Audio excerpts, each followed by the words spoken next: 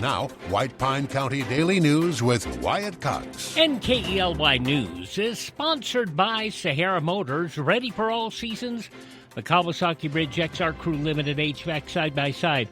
Keeps cool in the summer, dry in the rain, warm in the winter. Conquer any trail, creek, or blizzard while staying comfortable the whole way. Check one out today at Sahara Motors. Showers should end by midday. We will see a mix of sun and clouds after that. Look for the high right around 55 degrees. County commissioners continue their cleanup of the firing of Finance Director Kathy Workman and the resignations of both Workman's deputy and the Human Resources Director this morning, beginning at 9 a.m. at the White Pine County Library. You'll hear it live right here.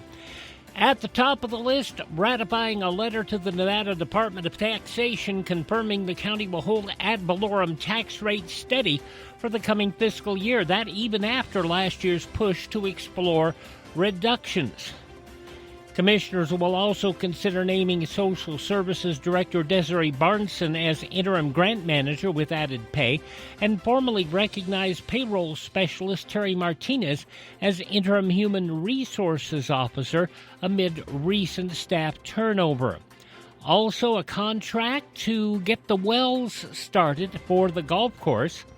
And additional action includes approving a corrective plan tied to a 2025 audit finding and adopting a resolution updating signatories for SNPLA projects. District Attorney also requesting temporary read-only email access for a financial consultant to maintain continuity in vendor payments and audit work following Finance Department changes. KELY will carry the meeting live in about 45 minutes here at 9 o'clock. Now, while the commission is meeting, the Nevada Committee on Local Government Finance is meeting in Reno with White Pine County's missteps on the agenda. County leaders are expected to brief the committee on recent staff turnover and present an action plan aimed at ensuring compliance with state financial reporting requirements. The panel will also review the county's designation of a second authorized signatory for financial matters to safeguard continuity and internal controls. We will be covering that meeting as well. Nevada leaders reacting to President Trump's State of the Union address that you heard live here on KELY last night. And as you might expect, the response is sharply split along party lines. Governor Lombardo praising the president's focus on economic growth, lowering costs, and protecting American workers, saying he'll continue working with the administration to strengthen Nevada's economy. But the state's Democrats sharply criticized the speech. Senator Catherine Cortez Masto said the president's raised costs and hurt Nevada's tourism economy.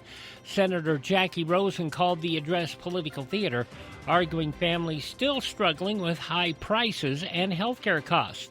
Attorney General Aaron Ford and Congresspersons Dina Titus and Stephen Horsford also pushed back, citing concerns over tariffs, health coverage, and federal policy impacts on Nevada's economy. The sharply divided reactions reflected the broader national debate following the address. Well, we told you last week how there were efforts at one Nevada brothel to unionize. Now one Nevada sex worker speaking out against efforts to unionize legal brothels in the state.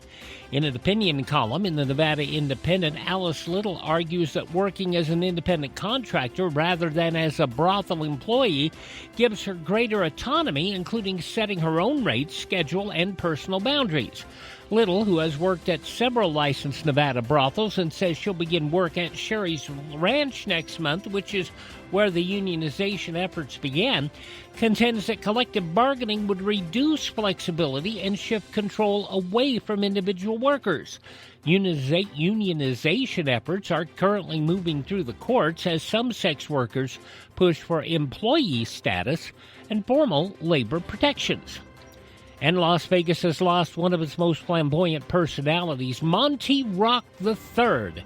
The self-proclaimed magnificent showman, known for dozens of appearances on The Tonight Show and a memorable DJ role in Saturday Night Fever, has died at his Las Vegas home at the age of 86.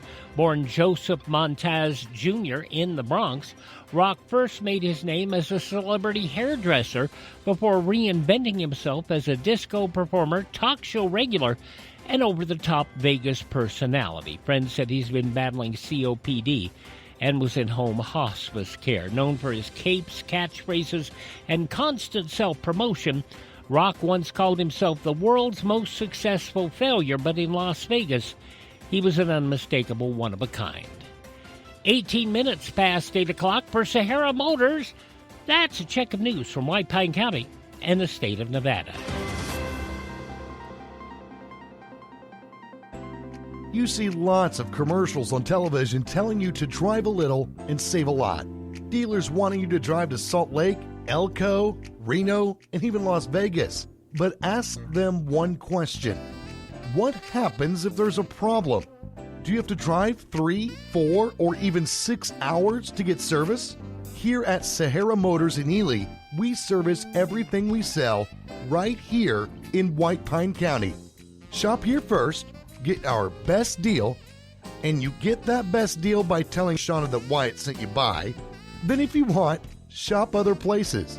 When you account for the drive, you'll find that it pays you to be a part of the Sahara Motors family.